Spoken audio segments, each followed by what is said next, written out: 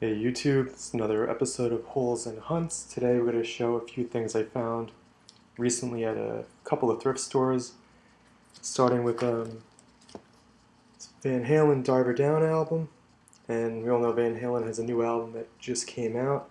I'm not going to get into that right now. I haven't heard all of it, but it's really not new music, as a lot of people have found out by now, which is very disappointing.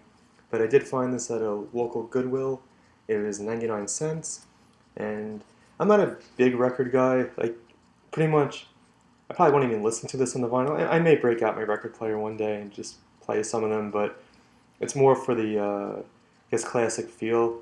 And this was in pretty good shape. I always check the record to make sure it's doable, but I like the artwork a lot. You kind of lose some of the art on the CDs, and this one was in really good shape. You can see by the back here, everything's good. It has a price tag here which I could peel off, and that I'm not sure. But even the spine was okay. So yeah, one of the classic Van Halen albums. This one has some good cover songs, "A Pretty Woman," "Dancing in the Street." And I found another Van Halen album at a Savers thrift store, and this was $1.99. It's weird. Some of the thrift stores, even within the same chain, they vary from 99 cents to $1.99. And I couldn't pass up the condition. This is 5150, great Sammy Hagar era album, and it has one of my favorite Van Halen songs, "Love Walks In," which I never get tired of. This is in pretty damn good shape. You can see that the spine's good, back to front. Let's see, got the lyrics, classic Van Halen logo, a little rip there. So for $1.99, not bad.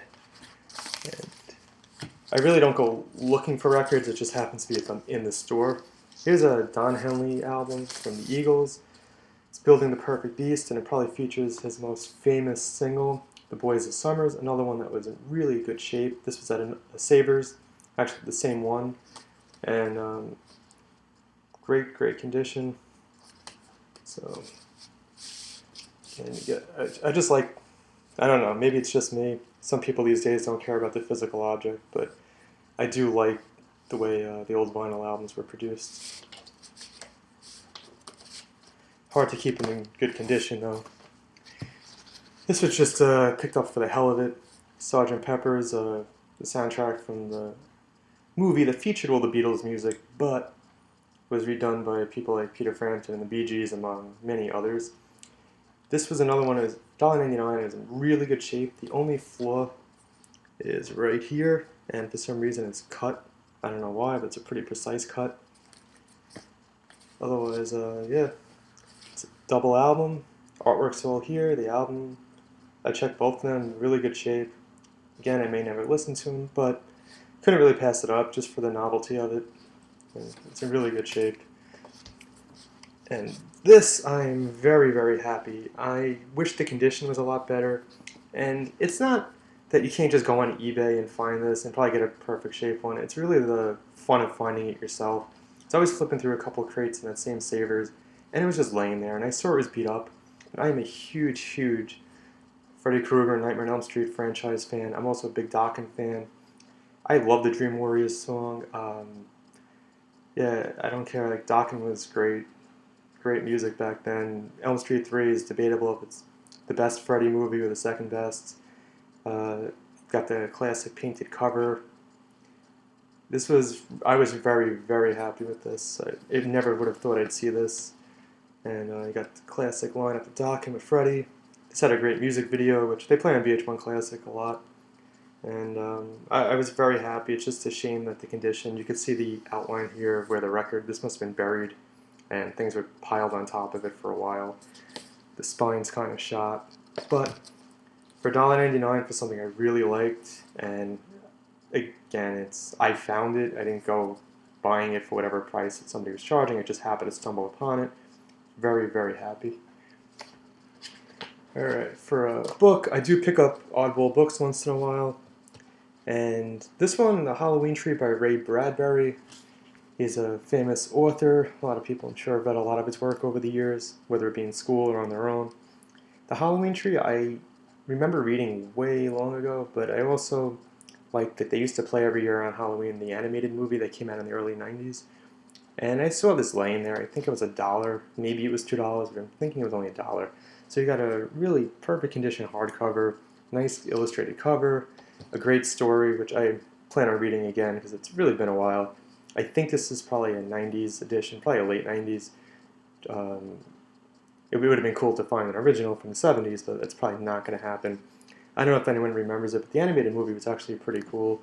And it featured a lot of kids, but it was still pretty dark considering.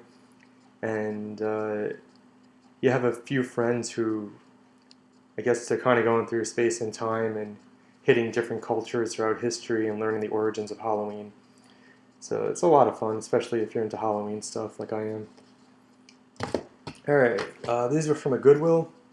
Pick up some VHS tapes once in a while, usually only if it's music or wrestling or some out-of-print animated thing.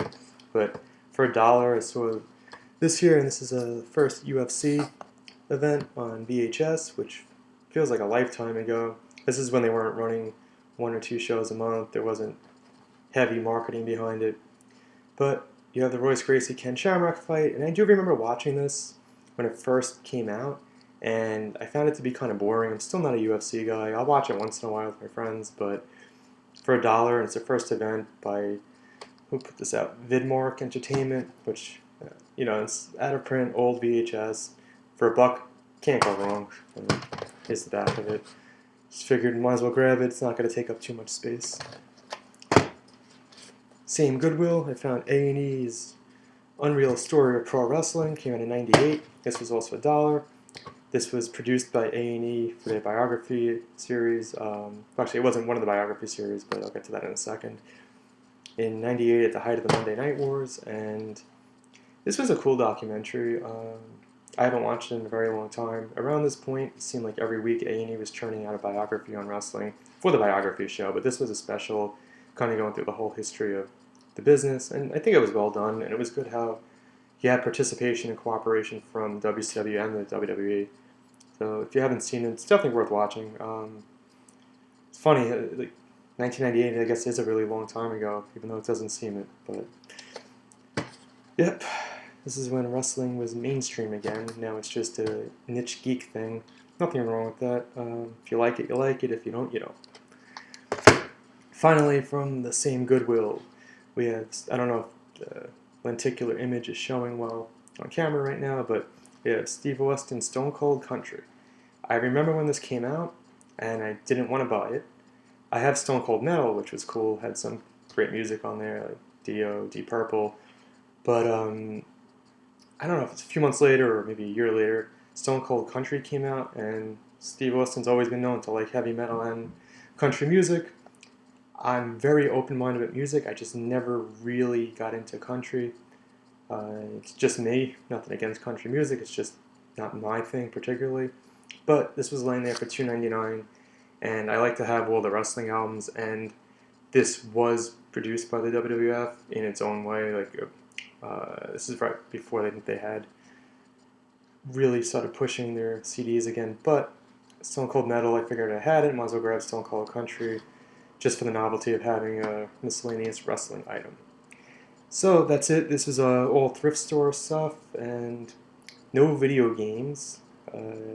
Very rarely do I see video games at the thrift stores that are within my driving range or my traveling, except for a sports game here and there. But pretty cool. I've found a lot of books over the last few years and some good vinyl albums. So check out your thrift stores. You never know. Thanks for watching. Please subscribe, leave some comments. Hope you enjoyed.